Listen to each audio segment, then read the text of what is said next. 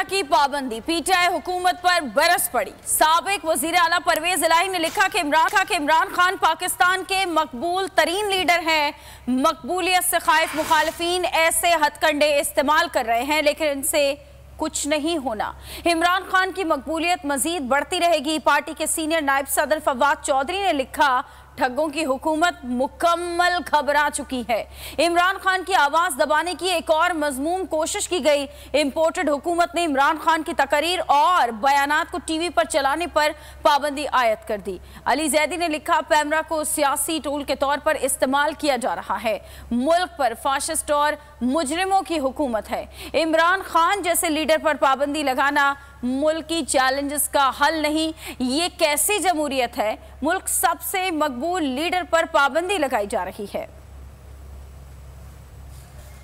इसी सारी सूरत हाल पर बात करने के लिए इस वक्त हमारे साथ मौजूद हैं पाकिस्तान तहरीक इंसाफ की रहनुमा मुसर्रत चीमा। बहुत शुक्रिया मुसर्रत चीमा साहिबा, आपके वक्त का। क्या कहेंगी आप? आपकी जानिब से इमरान खान की इवन रिकॉर्डेड तकारीर पर भी पाबंदी लगा दी गई है।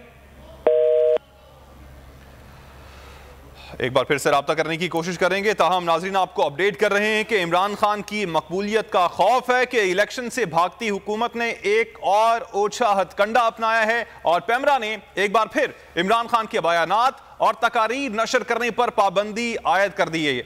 एलामिया जो है उसमें कहा गया है कि इमरान खान अपनी तकारीर और बयानात में रियासती इदारों पर मुतवातिर बेबुनियाद इल्जामात लगा रहे हैं और इमरान खान के बयानात से नक्से अमन का खतरा है।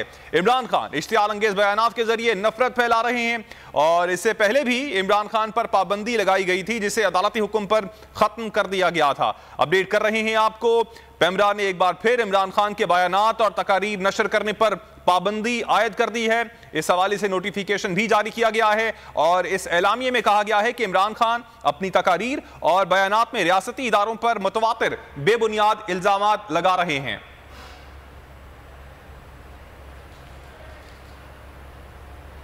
इमरान खान की मकबूलियत का खौफ, इलेक्शन से भागती हुकूमत का एक और